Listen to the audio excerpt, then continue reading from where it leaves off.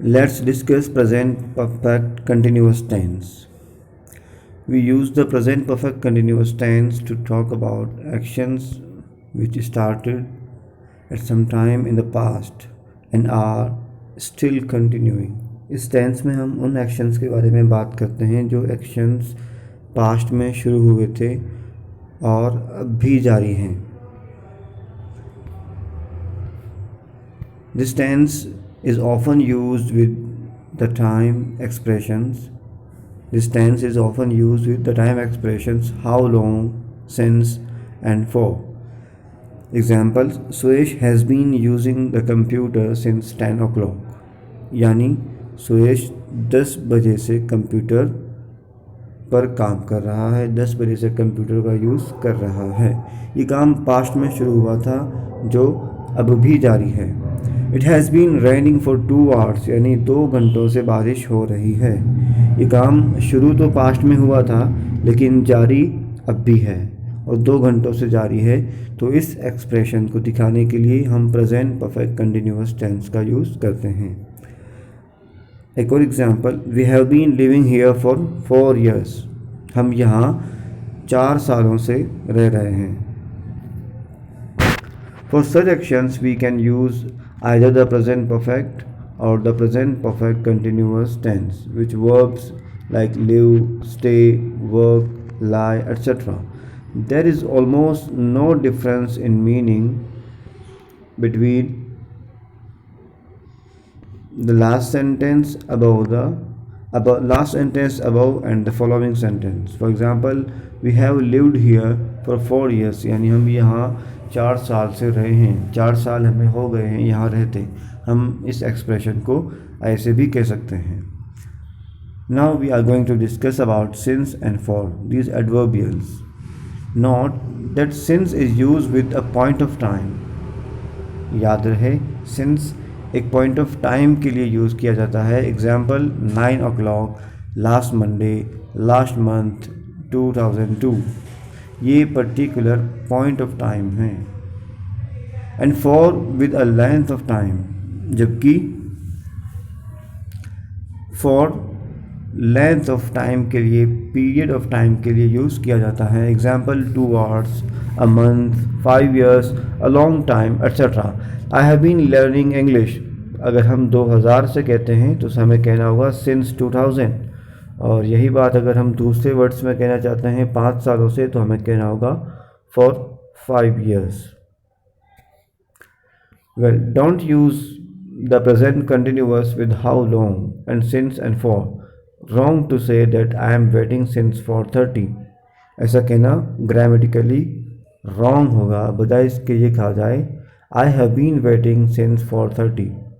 Present continuous tense का use हम नहीं कर सकते. टाइम एक्सप्रेशन के लिए हमें प्रेजेंट परफेक्ट कंटिन्यूअस टेंस का ही यूज़ करना होगा और कहना होगा I have been waiting since for 30. Well, the present perfect continuous is also use for action which finished a short time ago. कुछ एक्शन जो कुछ देर पहले ही ख़त्म हुए हैं उनके लिए भी प्रेजेंट परफेक्ट कंटिन्यूअस टेंस का यूज़ किया जाता है. The results of the actions happen in the present. और ऐसे कामों के रिजल्ट्स प्रेजेंट में शो होते हैं. For example: the children's hair is wet. बच्चों के बाल गीले हैं, भीगे हुए हैं. The children's hair is wet because they have been swimming in the river. यानी वो नदी में तैर के आए हैं, स्विमिंग करके आए हैं.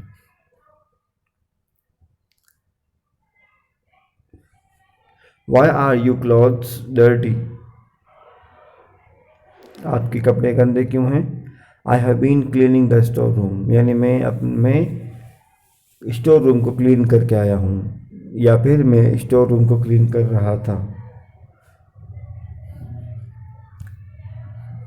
Now past continuous tense.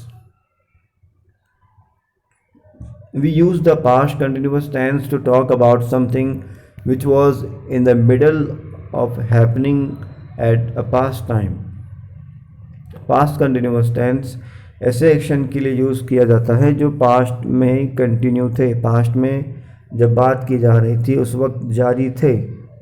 We use the past continuous tense to talk about something which was in the middle of happening at a past time, यानी काम के दौरान past time में कोई एक्शन है, इस सिचुएशन को दिखाने के लिए पास्ट कंटिन्यूस टेंस का यूज़ किया जाता है. For example, not the following sentences following conversation.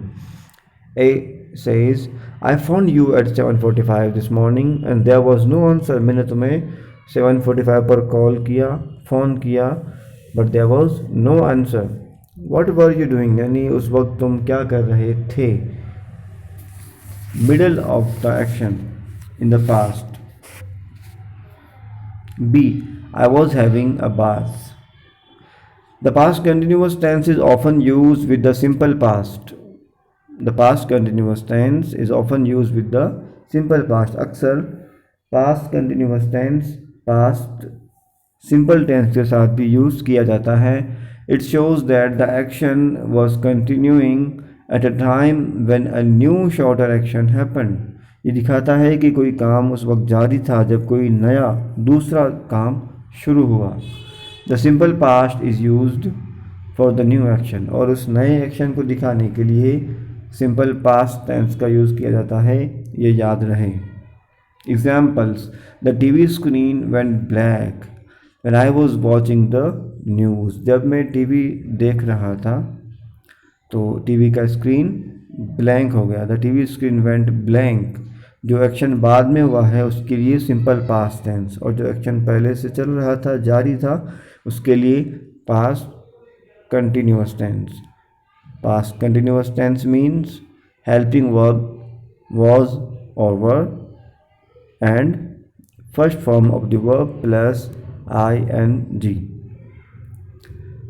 Another example, the tire burst when he was turning a corner.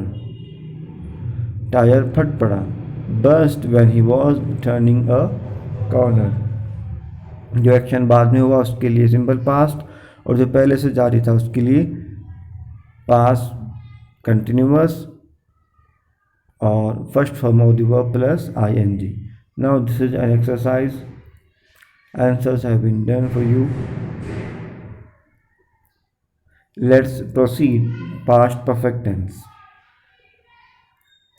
We use the past perfect tense for an action completed before a certain point in the past or before another action happened.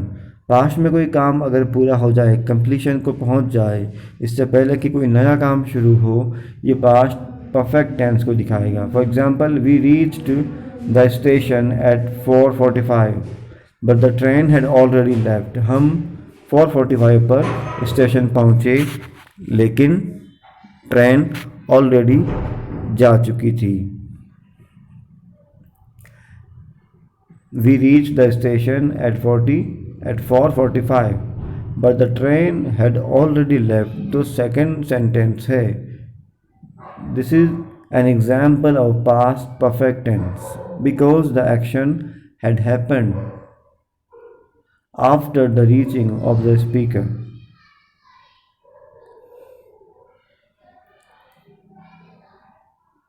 But the train had already left. ये action पहले ही ख़त्म हो गया था और पहुंचने का काम बाद में हुआ है.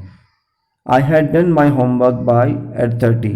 मैंने अपना होमवर्क 8:30 से पहले कर लिया था. मैं अपना होमवर्क 8:30 बजे से पहले कर चुका था. इस तरह के सेंटेंसेस को दिखाने के लिए पास्ट परफेक्ट टेंस का यूज़ किया जाता है जहां एक्शन कंप्लीट हो जाए और कोई नया काम शुरू ना हुआ हो. The sun had risen when I got up. सूरज निकल चुका था जब मैं उठा. I told him that I had forgotten the keys. I had forgotten the keys. Past perfect tense means had plus third form of the verb. Had plus third form of the verb is said to be past perfect tense. Exercise number 7. Answers for these questions have been done here. Page number 55.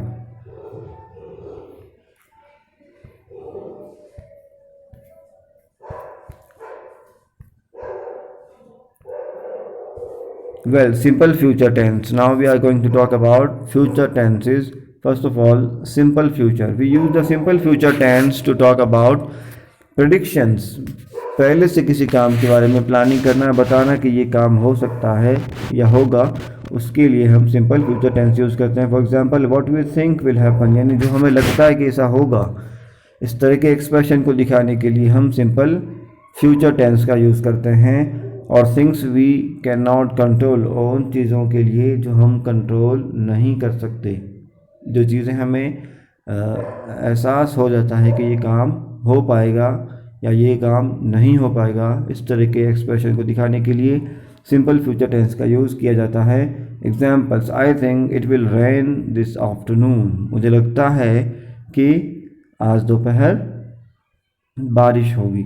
ये prediction है. इस तरह के sentences के लिए simple future tense का use किया जाता है. I am sure you will enjoy the show, यहाँ पर श्योरिटी दी जा रही है और क्या होने वाला है कि you will feel amused yourself and you will have enjoyment. हमें पता था, एहसास था कि एन्जॉयमेंट होगा, तो इस तरह से सिंपल फ्यूचर टेंस का यूज़ किया गया. Perhaps he will arrive today, शायद वो आज आएगा. संभावना दिखाने के लिए सिंपल फ्यूचर टेंस का यूज़ किया गया है. My father will be 55 tomorrow, कल मेरे वालिद साहब, पिताजी 55 साल के हो जाएंगे. It will be Christmas in a week. Well, we also use this tense when we decide to do something at the time of speaking. जब हम बात कर रहे हों उस वक्त अगर कोई काम किए जाने का प्लान किया जाए, तो ऐसे एक्सप्रेशन के लिए भी हम सिंपल फ्यूचर टेंस का यूज़ करते हैं. एग्जाम्पल्स, इट इज़ कोल्ड, यानी ठंड है. I will shut the window, मैं खिड़की बंद कर दूंगा. I will shut the window, ये क्विक डिसीजन है जो बात करते दौरान ही लिया गया है. टी और कॉफ़ी, क्या लीजिएगा, चाय या coffee. I will have tea, मैं चाय लेना पसंद करूँगा या चाय लूँगा. Well, to talk about things that we have already decided to do, जो काम हम पहले से ही तय कर चुके हैं किए जाने के लिए, we use the going to form. जो काम पहले से तय हैं किए जाने के लिए, उनके लिए गोइंग टू फॉर्म यूज़ की जाती है. Going to form means be going to plus base form of the verb, not the simple future tense. यहाँ पर हम simple future tense का यूज़ नहीं करके going to पैटर्न को फॉलो करेंगे. Have you got a washing machine? क्या आपको वॉशिंग मशीन मिल गई है? No, we are going to buy one next week. हम एक वॉशिंग मशीन अगले हफ्ता ख़रीदने जा रहे हैं. ये प्लानिंग है, डिसाइडेड है कि ये काम होना है, तो ऐसे डिसीजन को दिखाने के लिए गोइंग टू फॉर्म यूज़ की गई है. We are going to buy one next week, यानी हम एक वॉशिंग मशीन लेने के लिए जा रहे हैं, तैयारी कर रहे हैं. Preparing we are ourself. Why are you filling the bucket with water? I am going to wash the car. तुम ये बाल्टी क्यों भर रहे हो? I am going to wash the car. मैं कार धोने जा रहा हूँ, यानी मैं कार धोने का इरादा कर चुका हूँ. We also use the going to form to talk about what seems likely or certain when there is something in the present which tells us about the future. Examples, look at those clouds. देखो आकाश में कितने बादल छाए हैं. It is going to rain, ये संभावना व्यक्त करने के लिए भी इस तरह की सेंटेंसेस का यूज़ किया जाता है. अगला example, the boat is full of water, यानी बोट पानी से भर गई है. It is going to sink, और ये अब डूबने जा रही है. Future continuous tense.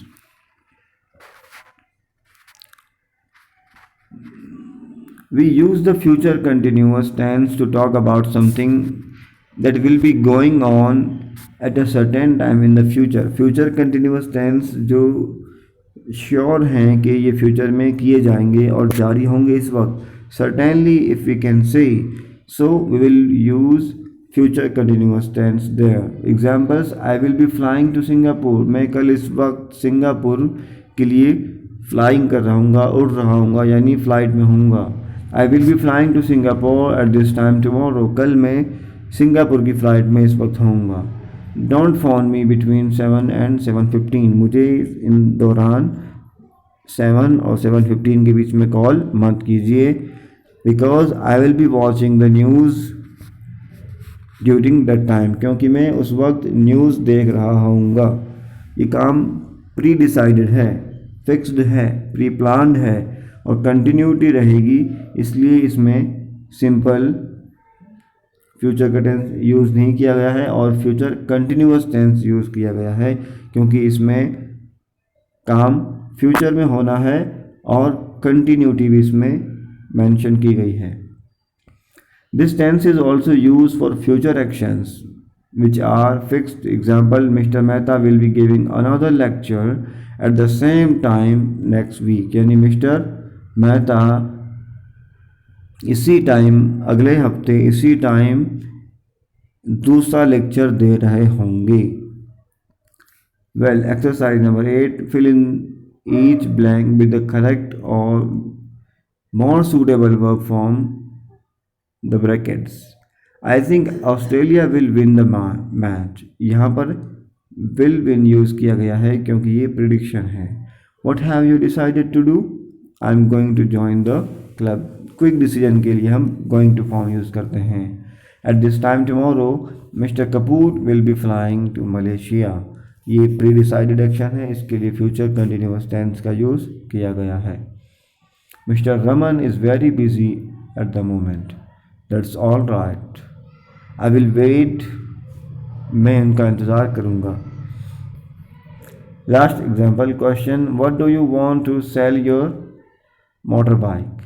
Why do you want to sell your motorbike? आप अपनी मोटर बाइक को क्यों बेच देना चाहते हैं? Because I am going to buy a car. Going to यानी मैं इसकी तैयारी में हूँ, मुझे ये काम करना है. I am going to buy a car. मैं कार ख़रीदने जा रहा हूँ. Exercise number 9. Write 4 sentences in simple future tense. Write 4 sentences in going to form and write 4 sentences in future continuous tense. All of these questions can be answered by the help of the taught text. So it was chapter number 7, tenses.